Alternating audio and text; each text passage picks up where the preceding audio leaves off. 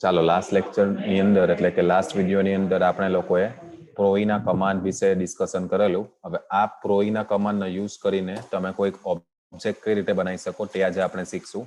આ તમને જે પ્રેક્ટિકલ આપેલો છે ફોર્થ પ્રેક્ટિકલ, તેની અંદર જે ઓબ્જેક્ટ છે તેમાંનો જે એક ઓબ્જેક્ટની આપણે વાત કરીએ. તો શરૂઆતમાં આપણે જોઈએ તો ઓબ્જેક્ટ શરૂઆતમાં પહેલા આપણે સમજી લઈએ. સૌથી પહેલા એક ડાયમેન્શનની અંદર ચેન્જિંગ છે, તે 70 છે, તેની જગ્યાએ આપણે કરશું 72 mm. ઓકે, બાકી બીજા બધા ડાયમેન્શન રેડી છે. ચાલો સૌથી પહેલા શું કરવાનું છે, તો અહીંયા તમને ઉપરથી ડ્રોઈંગની શરૂઆત કરીએ તો બે સર્કલ આપેલા છે, જેમાં એકનો ડાયામીટર આપેલો છે 44 mm. ડાબી બાજુ ઉપર જે આઉટર સર્કલ છે તેનો ડાયામીટર આપેલો છે 44 mm. અને ઇનર સર્કલ જે છે તેનો ડાયામીટર આપણે ડાઉન સાઈડ ઉપર લખેલું છે કે 3 holes of 26 mm diameter. Okay, એટલે એનો મિનિંગ શું થશે કે આ ફર્સ્ટ હોલ, આ સેકન્ડ હોલ અને આ થર્ડ હોલ, આ ત્રણેયના ડાયામીટર કેટલા થશે? 26 mm. બરાબર.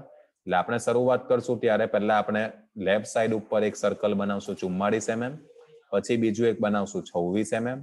ત્યારબાદ જમણી બાજુ ઉપર બંને સેમ ડાયામીટરના સર્કલ બનાવશું, પણ બે સેન્ટર લાઈન વચ્ચેનું ડિસ્ટન્સ આપણે રાખવાનું છે કેટલું? 72 mm. કેમ? કેમ કે 42 + 30 કેટલું થશે? 72. ઓકે, ચાલો શરૂઆતમાં આટલું ડ્રોઈંગ આપણે કમ્પ્લીટ કરીએ.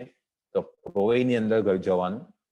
ત્યારબાદ આપણે પહેલું કામ શું કરશું? Set working directory. ડેસ્કટોપ પર જાઓ અને સિલેક્ટ કરો તમારું ફોલ્ડર.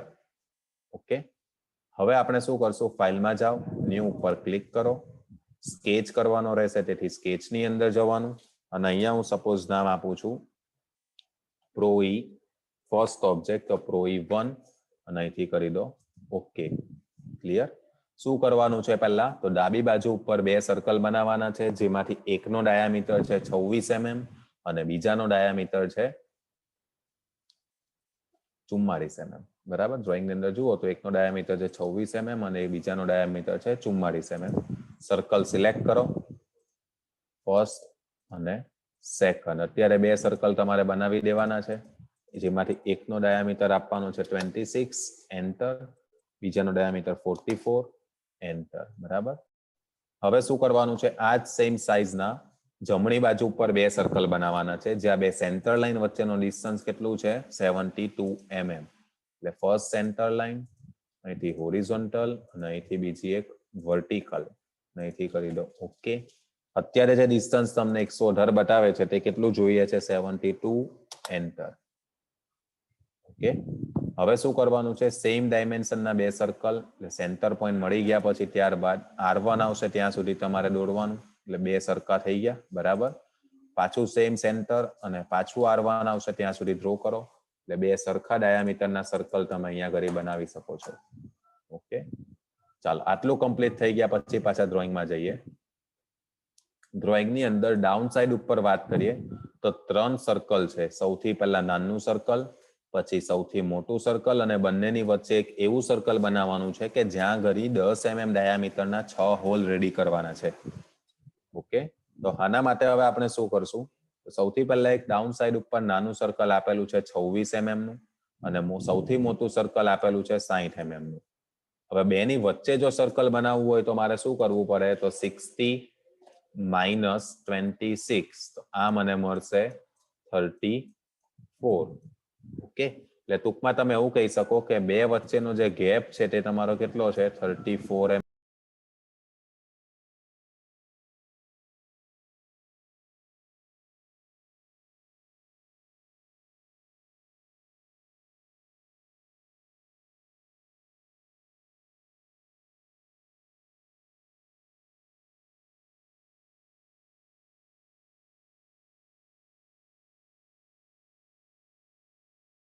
કરવાનું રહેશે 17 mm જેટલું ડાયમેન્શન એડ કરો, એટલે 26 + 47, આ મને મળશે 43. એટલે 43 mm જેટલું ડાયામીટરનું મારે શું બનાવવું પડશે? એક સર્કલ બનાવવું પડશે.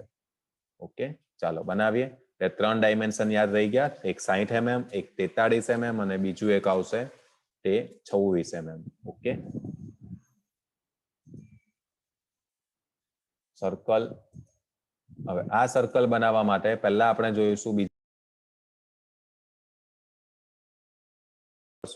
તો અહીંયા ઘડી તમને ડિસ્ટન્સ આપેલા છે હોરિઝોન્ટલ જે સેન્ટર લાઈન છે, આ હોરિઝોન્ટલ ની અંદર બે સેન્ટર લાઈન વચ્ચેનું ડિસ્ટન્સ તમને આપેલું છે 90 mm. ઓકે, અને વર્ટિકલમાં ડાબી બાજુના સર્કલ થી મોટા સર્કલ વચ્ચેની સેન્ટર લાઈનનું ડિસ્ટન્સ આપેલું છે મને 42 mm. તો આટલું આપણે સૌથી પહેલા રેડી કરશું, એક 42 mm અને એક 90 mm. અહીંથી લઈ લો સેન્ટર લાઈન, એક સેન્ટર લાઈન આ બંનેની વચ્ચે અને એક સેન્ટર લાઈન હોરિઝોન્ટલમાં. ક્લિયર? આ જે ડિસ્ટન્સ 100 છે તે કેટલું કરવાનું છે? 90. હવે ડાયમેન્શન તમને આ બાજુ આપ્યું નથી કે આ બંને વચ્ચે આપણે કેટલું રાખવાનું છે? 42. તો એને મેઝર કરવા માટે અહીંયા જાઓ નોર્મલ ની અંદર, પહેલી લાઈન સિલેક્ટ કરો, બીજી લાઈન સિલેક્ટ કરો અને બે વચ્ચે માઉસનું સ્ક્રોલ બટન પ્રેસ કરો. તો અત્યારે મને બતાવે છે 37, તે મારે કરવાનું રહેશે 42 mm અને ઓકે. એટલે હવે તમે અહીંયા 3 અલગ અલગ ડાયમેન્શનના સર્કલ બનાવી શકો છો. સર્કલ ની અંદર જાઓ, first circle, okay, second circle અને થર્ડ સર્કલ. ઓકે, જેમાંથી એકનો ડાયામીટર રહેશે 26 mm. એન્ટર. એનાથી જે મોટું સર્કલ છે તેનો ડાયામીટર રહેશે 43 mm. એન્ટર. અને સૌથી મોટું જે સર્કલ છે જેનો ડાયામીટર રહેશે 60 mm. એન્ટર. બરાબર, એટલે 3 સર્કલ તમારા ડ્રો થઈ ગયા. હવે આપણે નાના જે સર્કલ બનાવવાના છે સેન્ટર ઉપર, તે 10-10 mm ડાયામીટરના 6 સર્કલ બનાવવાના છે. ઓકે, તો 10-10 mm ડાયામીટરના 6 સર્કલ, તો 360 ડિગ્રી પેરીફરી હોય તો એમાં સરખા એંગલ ઉપર જો મારે 6 સર્કલ બનાવવા હોય તો દરેક બે સર્કલ વચ્ચેનો એંગલ કેટલો થશે? 60 mm, અરે સોરી 60 ડિગ્રી. હવે હું બનાવું છું ફર્સ્ટ સર્કલ. અત્યારે હું રેન્ડમ મૂકી દઉં છું, પછી હું ડાયમેન્શન એડજસ્ટ કરીશ. સેકન્ડ, થર્ડ, ફોર્થ, ફિફ્થ અને સિક્સ્થ. ઓકે, સૌથી પહેલા ડાયમેન્શન હું ચેન્જ કરી દઉં 10 mm, એટલે બધા 10 ની અંદર કન્વર્ટ ઓટોમેટિક થઈ જશે, કેમ કે બધાની રેડિયસ અત્યારે તમે જોઈ શકો કે R3 રિપ્રેઝન્ટ કરે છે. હવે મારે સેટ કરવાના છે એંગલ. તો સેન્ટર લાઈન પહેલા તો ડ્રો કરી દઈએ, સામસામે સર્કલમાંથી પસાર થતી હોય તે રીતે. ઓકે, હવે શું કરવાનું છે? તો બે વચ્ચે એંગલ એડજસ્ટ કરવાનો છે. હોરિઝોન્ટલ થી આ એંગલ જો 35 ડિગ્રી છે તે મારે 30 થઈ જાય તો બંને બાજુ 30-30 એટલે 60 કન્વર્ટ થઈ જશે, એટલે 30. એન્ટર. ઓકે, નાવ હવે હું ચેક કરી જાઉં તો નોર્મલમાં જાઓ, first line, second line, scroll button press કરો તો આ એંગલ મને અત્યારે ઓટોમેટિક કેટલો બતાવી દેશે? 60. એનો મિનિંગ મારા બધા એંગલ અત્યારે કેટલાના સેટ થઈ ગયા છે?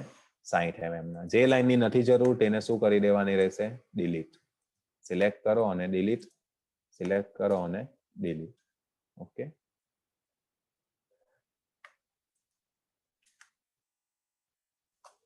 ચાલો આટલું થઈ ગયા પછી પાછા ડ્રોઈંગ તરફ આવીએ. ડ્રોઈંગ ની અંદર જોઈએ તો હવે અહીંયા કરી જમણી બાજુએ, એટલે કે આ ડાયરેક્શનમાં આ એક ટેન્જન્ટ લાઈન આપી છે. ઓકે, તો ટેન્જન્ટ લાઈન સૌથી પહેલા રિપ્રેઝન્ટ કરીએ. ટેન્જન્ટ લાઈન બનાવવા માટે તમને બધાને ખ્યાલ છે, સેન્ટર લાઈનની બાજુનો ઓપ્શન ટેન્જન્ટ લાઈન સિલેક્ટ કરો. જે બે સર્કલમાં ટેન્જન્ટ જોઈએ છે બે સર્કલ સિલેક્ટ કરો અને અહીંથી કરી દો ઓકે. એટલે આ રેડી થઈ જશે ટેન્જન્ટ લાઈન. આગળ નેક્સ્ટ આપેલું છે ડાબી બાજુ ઉપર એક સર્કલ અને ડાઉન સાઈડના સર્કલ વચ્ચે 105 mm ની રેડિયસ વાળું એક સર્કલ, અથવા તો એને ટૂંકમાં તમે કહી શકો ફિલેટ આપી છે. તો એ ફિલેટ હવે આપણે બનાવીએ. તો ફિલેટ બનાવવા માટે ફરી પાછા ડ્રોઈંગની અંદર સર્ક્યુલર ફિલેટનો ઓપ્શન સિલેક્ટ કરો. સિલેક્ટ થઈ ગયા પછી ડાઉન સાઈડ ઉપરનું સર્કલ સિલેક્ટ કરો અને અપ સાઈડ ઉપરનું સર્કલ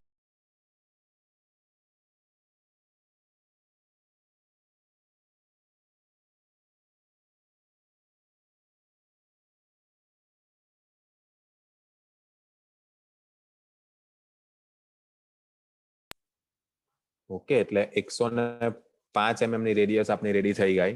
ત્યાર પછી હવે આપણે જો વાત કરીએ તો નેક્સ્ટ અપ સાઈડ ઉપર 23 mm ની રેડિયસ આપી છે.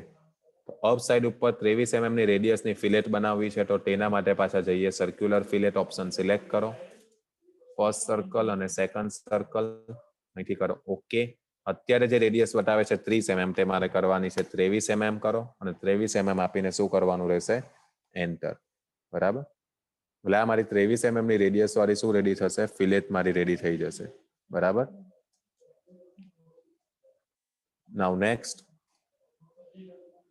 આટલું થઈ ગયા પછી આ તમારું ડ્રોઈંગ કમ્પ્લીટ થઈ ગયું છે. હવે આમાંથી વધારાના જે ડાયમેન્શન છે તે મારે રિમૂવ કરવા છે, એઝ વેલ એઝ અમુક જે કન્સ્ટ્રેન્ટ દેખાય છે તે મારે કાઢી નાખવા છે, વર્ટાઇસિસ કાઢી નાખવી છે. તો તેના માટે જવાનું રહેશે સ્કેચમાં, ઓપ્શન્સ. ઓપ્શન્સમાં વીક ડાયમેન્શન ડિલીટ, કન્સ્ટ્રેન્ટ કાઢી નાખો અને વર્ટાઇસિસ કાઢી નાખો અને અહીંથી કરી દો ઓકે. એટલે જેટલા જરૂરી ડાયમેન્શન છે એટલા ડાયમેન્શન રિપ્રેઝન્ટ કરશે, બાકીના ડાયમેન્શન નીકળી જશે. ડ્રોઈંગની બહાર તમારે ડાયમેન્શન ખેંચવા હોય તો એ તમે બહાર કાઢી શકો છો. બરાબર, ક્લિયર? એટલે આ તમારું ડ્રોઈંગ રેડી થઈ જશે. હવે આ ડ્રોઈંગને સેવ કરતા પહેલા આપણે બેકગ્રાઉન્ડ જે છે તે મારે વ્હાઇટ કલર કરવું છે. બરાબર, અને ડ્રોઈંગ જે છે તે મારે બ્લેક કલરમાં જોઈએ છે. તો એ પણ આપણે કરી શકીએ. તો તેના માટે જાઓ વ્યૂની અંદર, ડિસ્પ્લે સેટિંગ, એની અંદર સિસ્ટમ કલર્સ. સિસ્ટમ કલર્સમાં ગયા બાદ ત્યારબાદ આપણે કરવાનું છે બેકગ્રાઉન્ડ જે બ્લેક દેખાય છે તે ક્લિક કરો અને રેડ, ગ્રીન અને બ્લુ ત્રણ તમે ફૂલ કરશો એટલે તમારું બેકગ્રાઉન્ડ થઈ જશે વ્હાઇટ કલરની અંદર. અહીંથી કરો ક્લોઝ. પ્રિવ્યુ જ્યોમેટ્રી તમારે બ્લેક જોઈએ છે તો બધું તમારે કરી દેવાનું રહેશે 0, એટલે થઈ જશે બ્લેક. અને બીજું ડાયમેન્શન જે ઓરેન્જ કલરમાં છે, સેકન્ડરી સિલેક્ટેડ જે છે તે પણ તમારે કરી દેવાનું રહેશે 0. અહીંથી કરી દો ઓકે. હવે જે ડાયમેન્શન આવશે તે બધા તમારા થઈ જશે બ્લેક ની અંદર. બરાબર,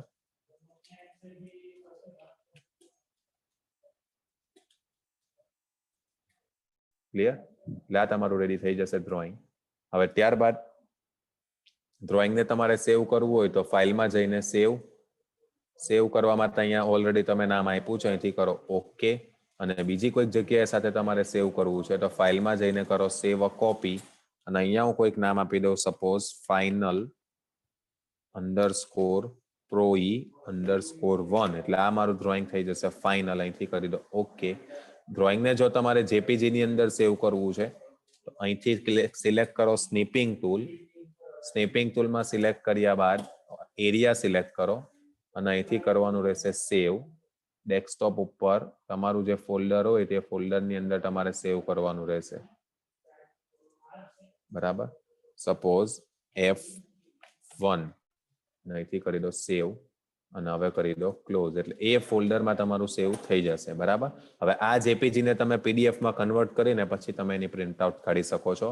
તો આ આપણો થઈ જશે પ્રોઈ રિલેટેડ પ્રેક્ટિકલ કે જે તમે બનાવી શકો છો જુદા જુદા કમાન્ડનો ઉપયોગ કરીને કોઈ પણ ઓબ્જેક્ટ. બરાબર, તો આ પ્રેક્ટિકલ તમારો અહીંયા ઘડી કમ્પ્લીટ થાય છે.